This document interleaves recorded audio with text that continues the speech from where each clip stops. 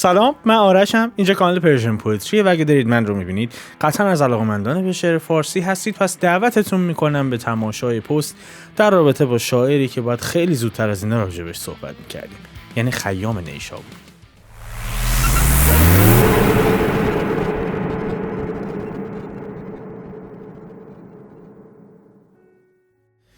همونطور که عرض کردم باید خیلی زودتر از این حرفا میپرداختیم به عمر خیام، اما متاسفانه پاندمی کرونا نذاشت. به خاطر شرایطی که کووید به وجود اومده بود نمیشد سفر کرد. از اونجایی که خیام برای من ویژه ترین شاعر تمام دوران هست، نه فقط به عقیده من، به عقیده بسیاری از اندیشمندان و مخصوصا دگراندیشان، خیام نیشابوری آگاه ترین شاعر پارسی زبان کل دوران هست که حالا دلایلش رو امروز بهش میپردازیم. من میخواستم به همین واسطه اولین پست از خیام نیشابوری رو در مقبره اون در نیشابور براتون تهیه بکنم، اما به خاطر شرایط بیماری و این کووید لعنتی که فعلا قصد نداره بار سفر هم ببنده متاسفانه نتونستیم، اما این نوید رو بهتون میدم، حتما این کار رو خواهم کرد، برای خودم خیلی مهمه. نمیخواستم دیگه کش پیدا بکنه، بنابراین شروعش میکنم و به سبک خاصی هم قرار هست رباعیاتش رو بخونیم که عرض میکنم خدمتتون. اما بریم بپردازیم به خود عمر خیام. ابوالفتح عمر ابن ابراهیم خیام، متولد 427 هجری شمسی یا 1048 میلادی در نیشابور. نیشابور دو ویژگی خاص داشت در زمان تولد عمر خیام. یکی این بود که اونجا مهد علم‌اندوزی و علم و دانش بود که حالا عرض میکنم چی شد که به این نقطه رسید. و مسئله و نکته مهم دوم این که نیشابور یکی از بزرگترین شهرها بود که در کمربند جاده ابریشم بود و این به یک شاعر و به یک اندیشمندی که اهل علم و دانش هست اجازه میداد که به تمدن‌های دیگر هم دسترسی پیدا بکنه، چون به هر حال محل تردد بود. اما چی شد که نیشابور تبدیل به مهد علم‌اندوزی جهان شده بود در اون زمان؟ 1 سال قبل از تولد خیام سلجوقی‌ها از شرق حمله میکنن به این ناحیه و خب تصرف میکنن. نیشابور رو هم به پایتختی برمیگزینن و این نکته رو توجه داشته باشید که سلجوقیان شبیه مغول‌ها حمله نمی‌کردن. اونها با اطلاع قبلی و با برنامه‌ریزی حمله کرده بودن به این ناحیه و صرفاً برای اینکه اونجا رو به تصرف خودشون در بیارن و اونجا رو ویران بکنن نیامده بودن. از قبل آگاهی داشتن، نسبت به کشاورزی مطالعه کرده بودن و می‌دونستن که چقدر این ناحیه مهم هست و زمانی که هجوم آوردن و تصرف کردن اون ناحیه رو شروع کردن به ساخت و ساز. یکی از مهمترین کارهایی که انجام دادن بعد از اینکه سلجوقیان مسلط شدن و ملکشاه سلجوقی به قدرت رسید این بود که به کمک یکی از وزراش مدارسی رو برپا کردن به نام مدارس نظامیه که بهترین اساتید دنیا و اتفاقاً بهترین دانش آموزان دنیا رو گرد هم جمع می آورد و ازشون عالمان بزرگی رو تحویل جامعه میداد که یکیش عمر خیام هست. خیام نه تنها به خاطر حضورش در مدارس نظامیه، بلکه به واسطه نبوغ عجیب و غریب ذاتیش یواش یواش پرورش پیدا میکنه و یک نخبه از آب در میاد. زمانی که از مدارس نظامیه فارغ التحصیل هم میشه در دربار ملکشاه جا پیدا میکنه و رابطه بسیار نزدیکی با ملکشاه داشته، به خاطر اینکه خیلی هم غیر منطقی نیست. یعنی دیگه پادشاه از یک بشر چی میتونه بخواد؟ او هم خوش مشرب بود، هم اهل عیش و نوش بود، هم به شدت نابغه و توانمند بود و خب پادشاه میتونست از این توانمندی ها استفاده بکنه که در یک جا هم یک کمک شایان ذکر و عجیب و غریب به ملکشاه سلجوقی میکنه که حالا جلوتر عرض کردم توانمندی داشت. من اگر بخوام این توانمندی ها رو لیست بکنم باید چندین ساعت صحبت بکنم برای شما. در یک جمله به اختصار اگر بخوام بگم، خیام یک نخبه و نابغه همه چیز دان بود. فیلسوف بود، منجم یعنی ستاره شناس بود، شاعر بود، ریاضیدان بود، موسیقیدان بود، اصلا یک چیز غریبی بود و در هر کدوم از این بخش‌ها خدماتی رو ارائه داد که هر کدومش وزنه سنگینی به حساب میاد. در ستاره شناسی همون جایی که عرض کردم به ملکشاه یک خدمت عجیب و غریب کرد. ملکشاه به هر حال باید مالیات میگرفت از کسانی که بهشون سلطنت میکرد و از کشاورزان و خب مالیات برای کشاورزان به این ترتیب حساب میشد که در کدوم فصل در حقیقت کاشت دارند و برداشت دارند و در همون مقطع از اینها مالیات گرفته میشد. چون تقویم دقیقی موجود نبود، ممکن بود در یک سال اینها 2 بار کاشت و داشت و برداشت داشته باشن. بنابراین در یه سال 2 بار از اینا مالیات میگرفت و در سال بعدیش که این اتفاق نمیافتاد و کاشت و داشت و برداشتی نمیداشتن نمیتونست از اینها مالیات بگیره. بنابراین دست به دامن خیام شد و از او خواست که یک تقویمی رو ابداع بکنه، یک تقویمی رو بنویسه و کتابت بکنه عملاً که یک سر و سامونی به این وضعیت داده بشه. و خیام یک حرکتی کرده که از 900 سال پیش تا الان و قطع به یقین چندین سده آینده دقیق ترین تقویم جهان رو تدوین کرد، در حدی که گردش زمین به دور خودش رو با 12 رقم اعشار حساب کرد که تا 5 رقمش دقیق هست و الباقیش هم به این معنی نیست که دقیق نیست. زمین دقت خیام رو نداشته. به واسطه حوادث طبیعی که برای زمین به وجود میاد، به عنوان مثال ممکنه زلزله شدیدی رخ بده، صفحات با هم جابجا بشن، ممکنه در کسری از ثانیه، شاید در حد چندین مایکروثانیه یا نانوثانیه زمین چرخشش دچار تغییر سرعت بشه. و علت این که دیگه تا از اعشار پنجم به بعد صادق نیست به خاطر اینه که زمین دقت خیام در محاسبه رو نداشته و خیام به دقیق ترین روش ممکن این رو محاسبه میکنه و تقویم جلالی رو تأسیس میکنه و ابداع میکنه، تقویم هجری شمسی که هنوز هم ازش استفاده میکنیم. در نظر بگیرید که تقویم میلادی حدوداً 400-500 سال بعد از خیام ابداع میشه، اما به هیچ عنوان دقت تقویم جلالی رو نداره. این از ستاره شناسی. در بخش بعدی که عرض کردم اون ریاضیدان بود، هم خدمات عجیب و غریبی رو به بشر عرضه کرد. کمک شایان ذکری در حل معادله درجه سوم به بشر کرد. در انتها هم به فرمول نرسید و چند دهه بعد از او اروپایی ها بهش رسیدن و تونستن یک فرمول براش درست کنن. اما اولین نفری که معادله درجه سوم رو حل می کرد خیام بود، به این ترتیب که تقلیل میداد معادله درجه سوم رو به یک معادله درجه دوم و به کمک یک دایره حلش میکرد که حالا مبحث گسترده است، ورود نمیکنم، اذیتتون نکنم. این یک خدمت. و خدمت مهم بعد اینه که پایه های ریاضیات در قالب جبر رو هم خیام نیشابوری بنا کرد. در مسئله بعدی عرض کردم موسیقیدان بود. 1/4 پرده در سازها کار خیام نیشابوری هست که خب سازهای زهی معمولا مثل ویولون، ویولنسل، کنترباس اینا هم از 1/4 پرده استفاده میکنن و کار خیام هست مجددا. و خب نویسندگی و شعر هم که امروز میخوایم راجع بهش صحبت بکنیم و بخشی که به ما بیشتر مربوط میشه. او چندین رساله نوشت، نوروزنامه رو نوشت که قطعاً بهش خواهیم پرداخت و خب رباعیاتش که بسیار شهرت داره بابت این. اما شاید از همه اینها مهمتر تفکرات خیام هست، چیزی که باعث شده از 900 سال پیش تا امروز هنوز هم در ذهن مردم لغزش ایجاد بکنه و یک هجوم عجیب و غریبی به فرهنگ غرب هم داشت که حالا عرض میکنم به واسطه چی. او تسلط کامل بر شاهنامه داشت و شاید این فلسفه‌ای که همیشه در ذهنش داشت که دنیا و جهان رو ناپایدار میدونست رو از شاهنامه وام گرفته بود، چون در شاهنامه این پادشاهان مختلف می اومدن و می رفتن و این بارها و بارها در رباعیاتش هم به شاهنامه اشاره کرده که حالا میرسیم و عرض میکنم خدمتتون. این باعث شده بود که جهان رو بی اعتبار بدونه و در رباعیات خودش هم این مسئله رو فریاد میزد، یعنی خیلی به وضوح اشاره میکرد. اون هم در دوره‌ای که همه به یقینیات اعتقاد داشتن، بدون فکر، بدون اینکه تحلیلش بکنن اعتقاد داشتن. شما مقایسهش بکنید، فکر میکنم مولانا چند دهه بعد از خیام متولد شد، 40-50 سال بعد از خیام متولد شد و خب دیگه منظومه های مولانا رو خوندید، مثنوی، دیوان شمس، و میدونید شرایط در اون زمان چه شکلی بود. زمانی که خیام متولد شده 400 سال فقط از هجوم اسلام به منطقه گذشته و همه یقینیات رو خیلی به سادگی میپذیرفتن و تمام تفکراتشون در عالم ماورایی سیر میکرد. یعنی همه قبول کرده بودن که باید بپذیرن همه چیز رو بدون اینکه حتی تجربهش بکنن و علم‌اندوزی بکنن و ببیننش. اما او تمام این مرزها رو در مینوردید و یه لحظه سرش رو علم میکرد و میگفت همه اینها خیالات و مهملات. بنابراین شاید همین دلیلی بود که خیام نخبه رو سوق داد به سمت علم، چون اون جواب سوالاتش رو از عالم ماورایی نمی گرفت.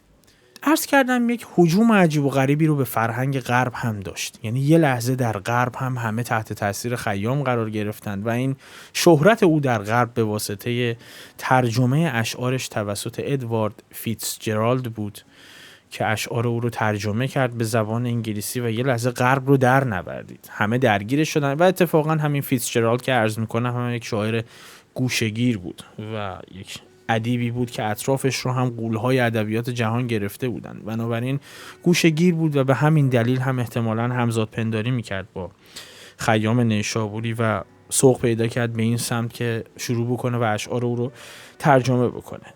علت این که به فرهنگ غرب هم نفوذ کرد همینه، اینکه یک تردید اساسی در عقاید مذهبیشون ایجاد کرد و پایه‌های تفکرات مذهبی رو به لرزه در می آورد در غرب هم، کاری که همین الان هم با خوندنش برای هر مذهبی رو خواهد داد که حالا عرض میکنم دلیلش چیه. چون خیام هم مثل داروین نشون میداد که این گذشته ما خیلی طولانی تر از چیزیه که مذاهب به ما میگن. مذاهب به ما میگن که همه با هم همه چیز در 7 روز به در حقیقت وقوع پیوسته و جهان تولید شده و سازوکارش به این شکلی شده که الان درش هستیم. اما خیام هم تفکرش شبیه داروینه در این ماجرا و معتقده که قبل از ما هم در حقیقت گذشته شناخته نشده‌ای بوده و جهان قبل از تمدن ما هم موجود بوده و ما هم بخشی از اون هستیم و ما هم خواهیم رفت، که ما صرفاً اشرف مخلوقات هستیم و دنیا به خاطر ما خلق شده که ما بیایم بندگی خدا رو بکنیم. اصلاً به این مسائل اعتقاد نداشته. عرض کردم که برخی اون رو آگاه ترین شاعر پارسی زبان کل دوران میدونن و علتش هم همینه، چون او درگیر هیچ کدوم از این یقینیات نشد. او دقیقاً با مکتب دکارت همخوانی داشت. دکارت یک جمله معروف داره، میگه رشد از نقطه‌ای شروع میشه که شک تولید شه. شما وقتی به یک موضوعی شک میکنید میرید و واکاویش میکنید و خیام به همه چیز شک داشت و شاهد مثال این مسئله هم اینه که عرض کردم در جهانی زندگی میکرد که همه درگیر یقینیات و عالم ماورایی بودن و او اصلا تحت سلطه هیچ کدومش نرفت و زمانی هم انقدر ساده راجبش سخن میگفت که سخن گفتن راجب این موضوعات حقیقتا سخت بود. یعنی شما الان نمیتونی به این سادگی جرئت نداری وایسی و نقد جدی بکنی، اما او در زمان این کارو میکرد که تازه 400 سال گذشته بود از هجوم اسلام به منطقه و عرض کردم معتقد بود که دلیل زیست انسانی نیست که صرفاً طبق عقاید مذهبی انسان اومده که بندگی خدا رو بکنه. اون معتقد بود اصلا دلیل خاصی برای زیستن ما موجود نیست، یعنی دلیلی از قبل طراحی نشده که ما اینجا زندگی بکنیم. هر کس معتقد بود باید دلیل وجودی خودش رو خودش پیدا بکنه و منتظر جهان بعدی هم نمونه که ببینه چه خبره، آیا وجود داره یا عدم وجود داره. معتقد بود هر آنچه که هست همینجاست و هر کس که میاد باید نقش خودش رو بر این عالم بزنه و بره. این حرفا هنوز هم پیشروان، برای همین هم شاید جدا مبالغه نیست که لقب آگاه ترین شاعر رو به خیام بدیم.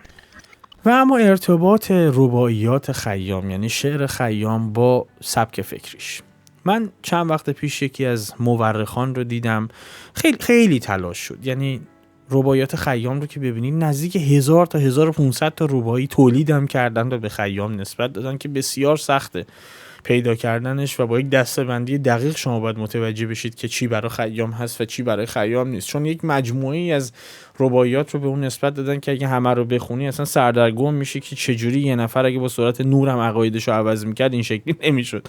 ولی اتفاقا شالوده فکری خیام کاملا منسجم و پیوستدار بوده که حالا عرض میکنم خدمت.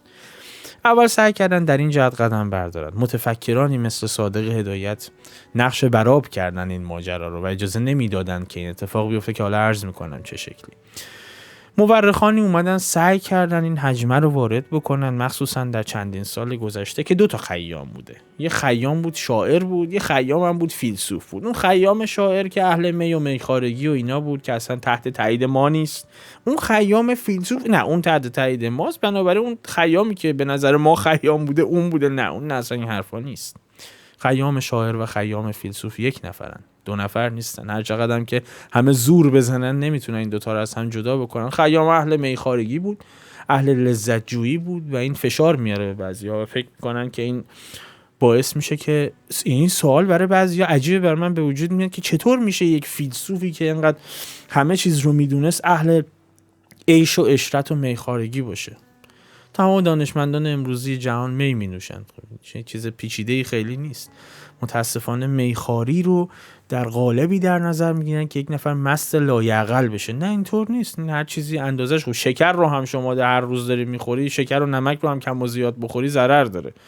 این که ارتباطی نداره که صرفا اگر کسی می نوشید تعقل و تفکر نداشت. بنابراین ارتباط خیلی منسجمی اتفاقا بین رباعیاتش و علمش هست.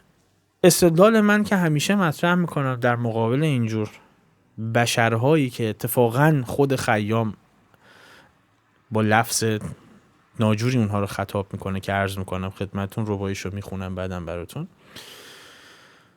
اینه که خیام اتفاقا به سمت علم رفت چون جواب سوالاتش رو در مذهب پیدا نمیکرد و این خیلی منطقی است. او سراغ جبر رفت، سراغ هندسه رفت، سراغ ریاضی رفت، سراغ ستاره شناسی رفت، دقیقاً برای همین. اینکه او جواب سوالاتش و شکهاش رو در عالم ماورایی پیدا نمی‌کرد. او شکل مولانا فکر نمی‌کرد. مولانا میگفت شما باید مطیع باشی. اسلام میگه باید مطیع باشید و خب عرفان هم یک بخش جدا شده و بیرون زده از چارچوب اسلام هست دیگه. عرفان غیر اسلامی که نداشتیم. عرفان از اسلام در اومده. و معتقد هست که شما یه سری چیزها رو نمیدونید و باید حتما سر بنهید بهش. تفکر مولانا این هست. من نقد نمی کنم و در حقیقت تایید هم نمی کنم، فقط دارم ارائه میدم خدمتتون. تفکر خیام دقیقاً 180 درجه مقابل مولانا است و معتقد هست که نه، این عالم ماورایی و این یقینیات جواب منو نمیده، من خودم باید برم پیداش بکنم، خودم باید حلش کنم. بنابراین میره و به سمت علم گرایش پیدا میکنه که جواب سوالاتش رو خودش بگیره. عرض کردم با لفظ خیلی تندی هم خطاب میکنه کسانی رو که خیلی ساده به یقینیات اعتقاد دارن و فکر نمیکنن و شک و تردید به خودشون راه نمیدن. میگه گاوی است در آسمان و نامش پروین، یک گاو دگر نهفته در زیر زمین. چشم خردت باز کن از روی یقین، زیر و زبر دو گاو مشتی خربین. ببخشید البته، اما اون معتقده که طبق تصوراتی که در دوران کهن بوده زمین بر پشت یک گاو یا بر روی یک شاخ گاو واقع شده. دارم میگه زیر زمین که یک گاو نهفته است، یک گاوی زیر زمینه و زمین اینجا قرار داره. یک گاو هم در آسمان هست که نامش پروینه، یعنی اون به صور فلکی اشاره میکنه، به ستاره اشاره میکنه. میگه حالا اگه تو چشم خردت رو باز بکنی و یقینیات رو کنار بذاری، بین اون گاو و این گاو یک مشت خر رو در کره زمین باید ببینی که به این یقینیاتی که بدون هیچ دلیلی پذیرفتنش خیلی ساده تن در میدن. حالا بریم بپردازیم به رباعیاتی که امروز قرار براتون بخونم. رباعی اول تا سوم رو براتون میخونم. بذارید من اول دسته‌بندیش رو عرض بکنم خدمتتون که بعداً سردرگم نشید. ببینید رباعیات خیام همونطور که عرض کردم چون خیلی ها سعی در تحریفش داشتن بسیار، یعنی 1000 تا 1500 تا رباعی به اون نسبت میدن، اما اینطور نیست. تصحیح‌های مختلفی را ادیبان و در حقیقت شاعرای دیگه ترتیب دادن بابت رباعیات خیام که اگر بخوای همشون رو در نظر بگیری همشون رو حدود 77-8 تاش اتفاق نظر دارن. اما من این دایره رو یه ذره بازتر میکنم چون من به صادق هدایت ایمان قلبی دارم. او رو بسیار آگاه و نخبه میدونستم و او رو یکی از پیشروترین اندیشمندان ایران زمین میدونم. بنابراین اولین نفری هم که سعی در تصحیح رباعیات خیام کرد و ترتیب بندیش کرد اتفاقا صادق هدایت بود و به بهترین شیوه ممکن همین کار رو کرد. به خاطر اینکه شما اشعار رو که میبینید، عرض هم کردم قبلا که کار غلطیه این کار. دیوان اشعار رو که میبینید بر حسب قافیه چیده شده که هر کی میبینه راحت بتونه پیدا بکنه، اما خیام رو صادق هدایت این شکلی دسته‌بندی نکرد. تمام رباعی 144 رباعی رو اصیل میدونه از خیام و تمام رباعیاتی که در یک موضوع بودن رو کنار هم گذاشت. رباعیاتی که در رابطه با راز آفرینش هست رو در ابتدا گذاشت. رباعیاتی که دم را دریابیم، یعنی در لحظه زندگی کنیم، رو در انتها گذاشت و به این شکل دسته‌بندی کرد و 144 رباعی رو جدا کرد. بخش اول این رباعیات راز آفرینش هست، سوالی که ذهن همتون رو ممکنه مشغول بکنه و خیام بارها و بارها بهش اشاره کرده. موضوع اساسی تفکر خیام نیهیلیسم یا پوچنگاری یا هیچنگاریه و من معتقدم اولین نیهیلیست عالم خیام بوده، چون اصلا کلا این مکتب نیهیلیسم در شاید قرن 19 میلادی در روسیه شکل گرفت و بنابراین صدها قبل از اون خیام به این دیدگاه رسید و او یک پوزیتیویست یا یک ماتریالیست به حساب می اومد عملا. به واسطه همین هم انقدر به علم علاقه داشت و سعی میکرد که دلیل همه اتفاقات رو خودش جستجو بکنه. در راز آفرینش به این اشاره میکنه. از چند جنبه میتونیم رباعیات راز آفرینش رو بررسی بکنیم که امروز 3 رباعیش رو براتون میخونم و با هم تحلیلش میکنیم. بریم بخونیمش. در رباعی اول از این بخش، یعنی راز آفرینش که میخوام براتون بخونم، خیام میگه هرچند که رنگ و روی زیباست مرا، چون لاله رو خود چو سرو بالاست مرا، معلوم نشد که در طربخانه خاک، نقاش ازل بهر چه آراست مرا.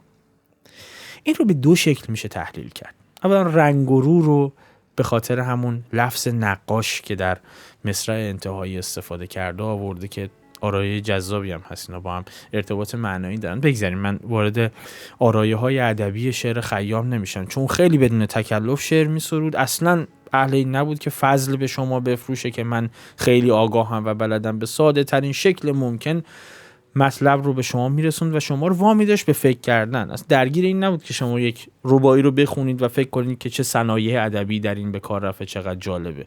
نه، کاری با شما میکرد که این رباعی رو بخونید برید 1 هفته به 2 تا خط 2 تا بیت شعر فکر بکنید. اینجا همین نقاش ازل رو شما خب قطع به یقین با خدا در نظر بگیرید. نقاش ابتدایی که رنگ به روی این بوم پاچیده. شما یا باید بپذیرید که او خدا رو باور داشته و او رو نقاش ازل نامیده، یا نه به این علامت‌های تعجب و علامت سال‌های انتهای مصرع 4های تک تک در حقیقت رباعیاتش توجه بکنید. این که داره به شما طعنه میزنه که آیا نقاش ازلی هست که این کارو کرده یا نه. اینجا داره میگه با اینکه من رنگ و روی زیبا دارم نسبت به بقیه موجودات روی زمین، خب قد و قامت سروی دارم و عملاً تکامل پیدا کردم و روی سرخی دارم و رنگ و روی جذاب و زیبایی دارم، معلوم نشد که در طربخانه خاک. این هم نکته جذابی. طربخانه یعنی جایی که مردم به رقص و طرب و خوشحالی میپردازن. این معلوم نشد که اصلا این نقاش ازل دقیقاً به چه دلیلی منو خلق کرده. اگر خلق کرده، اگر قبول کنیم خلق کرده، یعنی نقاش ازل خلق کرده، خداوند خلق کرده، از ارسطو خدا باورتر نداریم در کره زمین به عقیده من. ارسطو هم در انتها گفت میدانم که نمیدانم. اگر بپذیریم که حتی خیام میپذیرفته که خداوند هست و او خلق کرده، که داره میگه برای من معلوم نیست که خدا واقعا برای چی ما رو خلق کرده، که حالا در رباعیات بعدی بهش اشاره میکنم. و او معتقد عرض کردم نیست که هدفی از خلقت داشته خداوند و ما رو خلق کرده که ما بیایم اینجا کار مشخص رو انجام بدیم بریم. نه، او یک چرخه طبیعی میدونسته این داستان رو که ما هم به واسطه این که تکامل بهتری پیدا کردیم، دارای عقل و شعور شدیم، خب قاعدتاً پیشرفت‌های بیشتری رو هم کردیم. اما حقیقت امر اینه که میخواد بهتون بگه شما دارید به این ماجرا معنای اضافی و الکی میبخشید. مگه الفابت، مگه الفبا قبل از اینکه ما به وجود بیایم معنا داشت؟ ما بهش معنا دادیم. اینجا هم داره میگه انسان فکر میکنم زیاد از حد داره دنبال توجیه برای حضور خودش در این عالم میگرده، در صورتی که ما شاید فرزندان بی‌پدری هستیم. شاید انتهای ما به اون روشی که مذهب داره به ما میگه برای خلقت وصل نمیشه. شاید داروینیسم عقیده دقیق تری باشه، اینکه ما تکامل پیدا کردیم و خب هستیم. اینکه ما دنبال دلایل ماورایی برای خلقت خودمون بگردیم خیلی جذاب نیست. در رباعی دوم میگه آورد به اضطرارم اول به وجود، جز حیرتم از جهان چیزی نفزود. رفتیم به اکراه و ندانیم چه بود، زین آمدن و بودن و رفتن مقصود.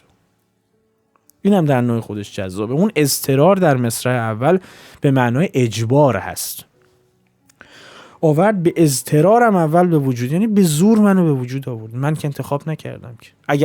اگر میخواید بگید خدا این کار رو کرده، منو به زور آورده. جز حیرتم از حیات هم چیزی نفوزود، یعنی هیچ چیز او به من اضافه نکرد به غیر از این که من حیرت زده بشم که برای چی زندمه، چیکار دارم میکنم. اصلا رفتیم به اکراه و ندانیم چه بود. به اکراه هم رفتیم، یعنی او ما رو به اجبار آورد. اگر او آورده به اجبار آورد. و زمانی هم که میخواستیم بریم اکراه داشتیم، نمیخواستیم بریم، حالا خیلی برامون جذابیت نداشت که بریم، به اکراه رفتیم، به زور هم ما رو برد. و آخرم نفهمیدیم زین آمدن و بودن و رفتن مقصود چی بود. خیام معتقده که انسان خیلی مریضگونه بعضی‌ها دنبال توجیه و دلیل میگردن برای وجودشون، در صورتی که بهش هم نخواهند رسید و متوجه این مقصود نخواهند شد، به خاطر اینکه اصلا مقصودی پشتش نیست، به خاطر اینکه شاید این تفکر اشتباه و خالقی پشتش نیست. اگر جرم و انرژی رو در قاعده پایستگی یکی بدونیم که به هم فقط تبدیل میشن، بر اساس این داستان خب بنابراین خالقی وجود نداره. و خب 800 سال 900 سال 1000 سال پس از خیام هم هنوز کسی به پاسخ این نرسیده که دقیقاً هدف، اگر خلقتی رخ داده، هدف ازش چی بوده. اگه کسی رسیده بیاد به ما بگه، به خیام هم بگیم از این تفکر دست بکشه. فقط مذهب بهش پاسخ داده که باز هم مذهب پاسخش به این ماجرا ماورایی و یقینی است. شما خلق شدید توسط خدا برای اینکه خدا رو عبادت بکنید. هیچ وقت یک عالم اندیشمندی که به مسائل علمی نگاه میکنه این رو نمیپذیره. و این رو در نظر داشته باشید که عرض میکنم مذهب پاسخ داده این اندیشه خداپرستی، حالا چه چند خدایی، چند خالقی، چه تک خالقی و تک خدایی، این یک اندیشه کهن به قدمت تاریخ هست و صرفاً باعث تفاخر و افتخار نیست. چرا؟ چون جنبه‌های سیاهی هم داره. این چند خدایی و تک خدایی از دل سیاه ترین دوران تاریخ در اومده، زمانی که انسان غرق در جهل بوده. بنابراین ممکنه نتیجه همون جهل بوده باشه. من تفکر خیام رو دارم عرض میکنم خدمتتون، تحلیلی که دارم ارائه میدم خدمتتون تفکر خیام هست. بنده نه تاییدش میکنم و نه ردش میکنم. و بشر ابتدا میره سراغ چند خدایی، خدای فلان چیز رو کنترل میکنه، خدای الان چیز، خدای بیسار چیز رو، و بعد یواش یواش میاد به سمت تک خدایی، به خاطر اینکه در عالم چند خدایی هم انسان دچار تناقضاتی میشد. رفت سراغ تک خدایی برای اینکه همه چیز رو موکول بکنه به یک یقینی که هیچ وقت بهش دست پیدا نکرده و هیچ کس هم خبری ازش نیاورده، که این برای یک اندیشمند عالمه که تفکرش تفکر علمی هست و تفکرش تفکر مشکوک و شک برانگیز به همه عرصه های جهان هست، به هیچ عنوان قانع کننده نیست. و این تفکر در دوران معاصر، در دوران تفکر معاصر و علم معاصر عملا جایگاهی نداره و داره جایگاهش رو از دست میده. من همیشه استفان هاوکینگ رو مثال میزنم براتون. شما مطمئن باشید خیام اگر امروز روز زنده بود و زندگی میکرد، خیلی مستقیمتر اینها رو بیان میکرد، به خاطر اینکه در دوران خودش انقدر به وضوح اینها رو بیان کرده بود. و در رباعی سوم از این بخش از راز آفرینش میگه از آمدنم نبود گردون را سود، و از رفتن من جلال و جاهش نفزود، و از هیچ کسی نیز دو گوشم نشنود، که این آمدن و رفتنم از بهر چه بود. مهم هست این رو در نظر داشته باشید. شخصی داره میگه که از آمدنم نبود گردون را سود، یعنی از وجود و خلقت من نوع بشر صرفاً به گردون و عالم هستی سودی نرسیده، که در ابتدای این پست عرض کردم چه خدماتی رو به بشر ارائه داده، اما معتقد این هم جزوی از تکامل بشره. اینقدر تواضع داشته این حکیم به اون بزرگی و معتقده که منم نبودم یکی دیگه میکرد. این مسیر تکامل بشر هست، نه اینکه وجود من یا عدم وجود من چیزی به عالم اضافه بکنه. وجود شما و عدم وجود شما هم چیزی رو به عالم اضافه نمیکنه، کما اینکه تاریخ قبل از ما بوده و بعد از ما هم خواهد بود. و در مصرع سوم، یعنی در مصرع اول بیت دوم، میگه و از هیچ کسی نیز دو گوشم نشنود که این آمدن و رفتنم از بهر چه بود. داره میگه و از هیچ کسی هم دو تا گوش من نشنید. کسی نیامد به من دلیل منطقی بگه که این آمدن و رفتن ما از بهر چی بوده، دلیلش چی بوده. نه اینکه نشنیده باشه. عرض کردم اون در دورانی داره زندگی میکنه که مذهب سراسر دنیا رو در بر گرفته و خب مذهبیون سفت و سخت هم دلیلشون عرض کردم چی است. نه تو اومدی که عبادت بکنی. گوشش از این ادعا پر بوده خیام. منظورش این نبود که کسی دلیلی نداشت. منظورش این بود که دلایلی که اعلام میکنن مزخرفات از دید من. این دلیل منطقی نیستش که. از شما میخواد که به این موضوعات فکر بکنید. اینکه واقعا وجود یا عدم وجود شما به تاریخ بشریت و هستی صرفاً صدمه‌ای وارد میکنه یا نه. ببینید یک متن جذابی رو از شاملوی عزیز خوندم من. نوشته بود این ایده دایره‌ای درست کردن ساعت اصلا ایده خوبی نبود. چون انسان این رو میبینه و همینطور که این ساعت میچرخه دور این دایره احساس میکنه که همه چیز در حال تکرار شدنه و وقت برای جبران همه چیز داره. در صورتی که این ایده اصلا ایده خوبی نیست. زمان روی یک دایره نمیچرخه. زمان روی یک خط راست داره سیر میکنه و حرکت میکنه و هیچ وقت به عقب بر نمیگرده. بنابراین شاید همون بهترین روش تولید ساعت شنی بود که وقتی این رو برمیگردوندی دونه دونه این شنهایی که میافتاد بهت یادآوری میکرد که وقت تنگه و این شنی که افتاد پایین دیگه بالا بر نمیگرده. این شالوده و بنمایه اصلی تفکر خیام هست و در روایات بعدی که در اپیزودهای بعدی براتون میخونم بارها به این برخورد میکنید که فقط معتقده که شما باید در دم زندگی بکنید و در لحظه زندگی بکنید. دنبال دلیل وجودیتون صرفا نمیخواد باشید. دلیلی نداره. شما هستید که زندگی بکنید و چیزی به این جهان اضافه کنید و برید و وقتتون تنگه.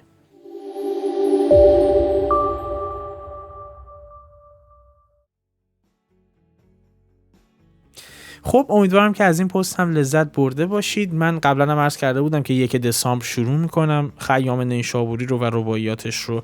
سعی میکنم هفته 1 اپیزود تقدیمتون بکنم. در هر اپیزود هم 4-5 رباعی رو بگنجونم. رباعی هایی که به هم مربوط هستن. عرض کردم طبق تحلیل صادق هدایت دارم این کار رو میکنم و پیوستگی بین این ابیات رو با تفکر خیام بهتر متوجه بشیم. بنابراین درخواست من ازتون اینه وقتی اپیزودهایی که راجع به خیام هست رو آپلود میکنم ساعتها پس از اون بهش فکر بکنید و با قضاوت ابتداییتون کامنت ننویسید چون ممکنه با هم به مشاجره بپردازید.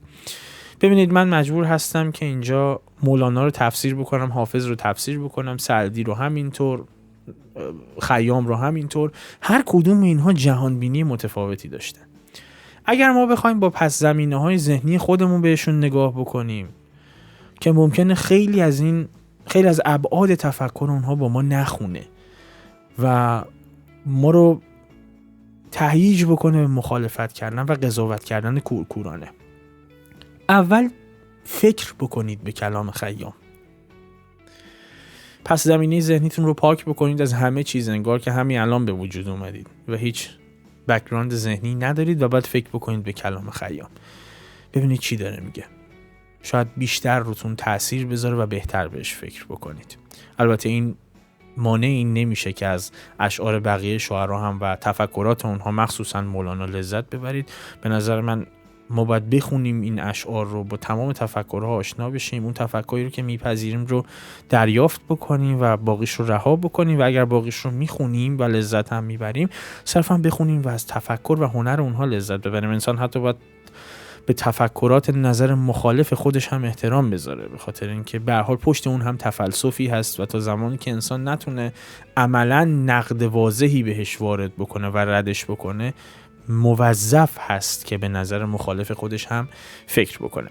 بنابراین اگر کانال رو هنوز سابسکرایب ندارید و الان دارید من رو تصادفی میبینید، همین الان کانال رو سابسکرایب بکنید، زنگوله کنارش هم بزنید که از بقیه پست‌ها جا نمونید. بقیه شبکه‌های اجتماعی ما همیشه بچه‌ها لیستشون گوشه براتون میذارن و لینکش رو در دیسکریپشن که راحت بتونید فالوشون بکنید، با یک کلیک میتونید بهشون دسترسی پیدا بکنید. و اگر قصد همکاری با مجموعه پرژن پوئتری رو دارید، اگر داخل ایران هستید از آیدی پی و اگر خارج از ایران هستید از پیپل استفاده بکنید، همیاریتون رو به ما برسونید، خیلی به ما کمک خواهد کرد. توی پست‌های بعدی که بسیار به زودی هم آپلودش خواهیم کرد مجددا میبینمتون. به سلامت.